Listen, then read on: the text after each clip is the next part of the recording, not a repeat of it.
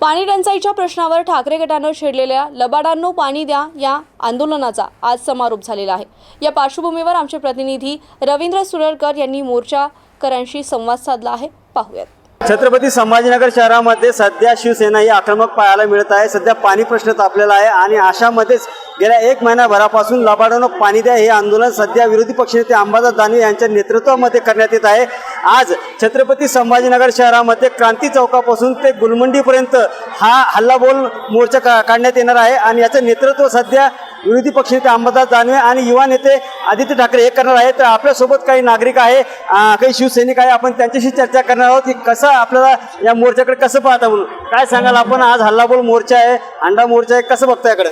आम्ही हा जो मोर्चा आहे आमचा हल्लाबोल सरकारला जागे करण्यासाठी, केंद्र सरकार असो, राज्य सरकार असो, फडणवीस साहेब असो, एकनाथ शिंदे साहेब असो, या सर्वांनी या छत्रपती संभाजीनगरकडे लक्ष दिलं पाहिजे आणि जनतेचा हा जो पाण्याचा प्रश्न आहे तो त्यांनी सोडवला पाहिजे, ही आमची विनंती आहे। तर आपण बघितलं की जनतेचा पाण्याचा प्रश्न हा नागरिकांनी सोडवला पाहिजे किंवा सरकारने लवकरात लवकर सोडवला पाहिजे। आपल्यासोबत आणखी काही नेते आहेत, आपण त्याशी बोलणार आहोत। क्या कहेंगे आप, अभी आप यहाँ पे मोर्चा को आए हुए, क्या है? देखिए, आज हमारा पूरा शहर और पूरा जिला जो है, तो ये जो सरकार हमारी महाराष्ट्र की है, इन्होंने कई बार हमको आश्वासन ये दिया था कि हम आपको जो है तो 2 दिन आड़ पानी देंगे, 1 दिन आड़ पानी देंगे, लेकिन आज पूरा शहर जो है तो पानी के लिए जो है तो तरस रहा है। और जीवन जो है तो बिना पानी के जिंदगी किसी की गुजर नहीं सकती। पानी जो है तो इंसान का जीवन है और वो आज हमको पानी से वंचित रखा जाता। और जो है तो आज हमारा मोर्चा उसी विषय पर है, लबाड़ांना पानी दिया। तो आज जो है तो आदित्य ठाकरे साहब जो है तो ये मोर्चे के अध्यक्ष थे। और जो है तो मैं आज जो हमारे पास पानी की जो समस्या है, तो आज यहाँ पर जो इन्होंने जो आश्वासन हम लोगों को दिए थे कि 2 दिन आड़ जो पानी आने वाला है, इसके ऊपर ये सरकार कहीं खरी नहीं उतरी। तो यहाँ के आमदार खासदार इन्होंने इस्तीफा देना चाहिए और इन्होंने कुर्सियाँ छोड़ना चाहिए, या नहीं तो हमारे को ये जो पानी की इन्होंने आश्वासन दिए थे ये पानी का मुद्दा करना चाहिए। तर आपण बघितलं की विधानसभेच्या निवडणुकीच्या काळामध्ये जे आश्वासन दिलं होतं त्याची पूर्तता या आमदार खासदारांनी केलेली नाहीये, तरी या आमदार खासदारांनी पूर्तता करावी असं काही नागरिकांचं म्हणणं आहे। काय सांगाल ताई, या मोर्चामध्ये आपण सहभागी आहे? या मोर्चामध्ये आलोय। आज तुम्ही बघताय केवढा मोठा जनसमुदाय इथे आलाय। पाण्यासाठी वनवन करावी लागते। तुम्ही स्मार्ट सिटी म्हणतात या शहराला। सरकारला लाज वाटली पाहिजे की तुम्ही स्मार्ट सिटी हे नाव दिलेलं आहे आणि आज हक्काच्या पाण्यासाठी लोकांना रस्त्यावरती उतरावं लागतंय। 10व्या 12व्या दिवशी पाणी येतं, ते पण आणि पाण्याची रात्री 12-1-2 वाजता पाणी याचा परिणाम महिलांवरच्या दिवसभर पहिला दिवस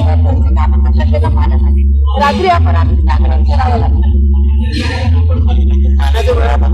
कोलमडलेला आहे आणि अशामध्ये पाण्याचं वेळापत्रक हे व्यवस्थित करावं अशी नागरिकांची मागणी आहे। काय सांगाल मावशी, कुठून आलात, काय आपलं म्हणणं आहे?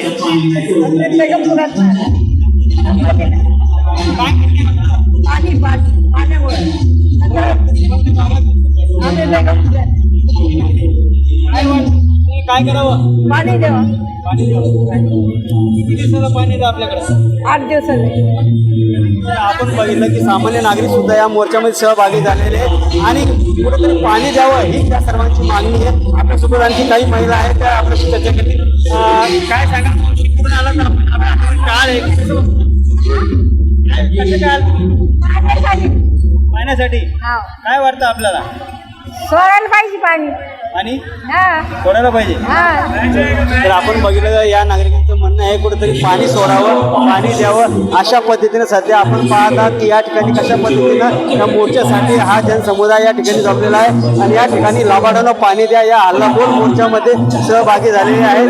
थोड्याच वेळात या ठिकाणाहून जो आहे हा मोर्चा निघणार आहे आणि या मोर्चाला मोर्चाचं नेतृत्व आदित्य ठाकरे हे करत आहेत। अशा पद्धतीनं हा मोर्चा निघणार आहे। हे बघा, आपण या ठिकाणी आलेले याचे नेतृत्व जे आहे ते नागरिक करत आहेत। तर आपण पाहता कशा पद्धतीनं हे होत आहे। क्या कहेंगे आप, कहाँ से आए हुए और आपकी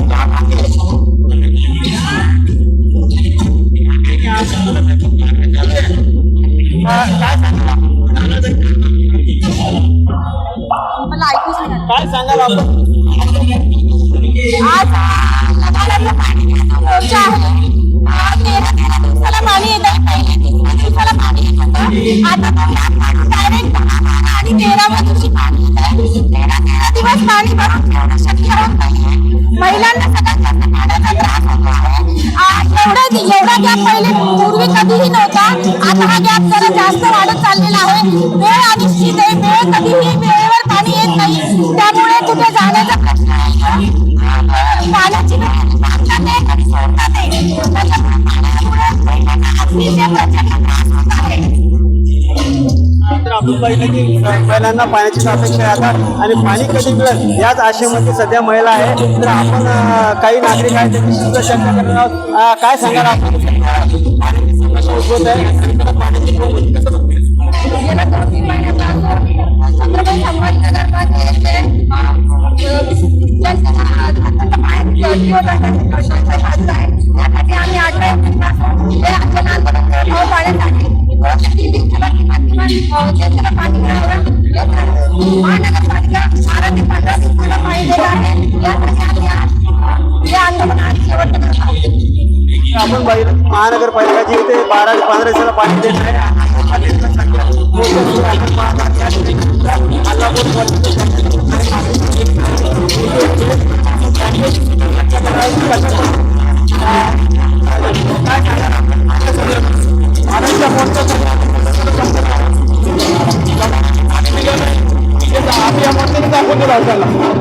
आपण बघितलं सर्व नागरिक या ठिकाणी पोहोचण्यासाठी आलेले सर्व या ठिकाणी आपण पाहतात कसा उत्साह या नागरिकांमध्ये दिसत आहे आणि सरकारला कुठेतरी त्याची आधुनिक करण्यासाठी हे कार्यकर्ते या ठिकाणी दिसलेले आहे.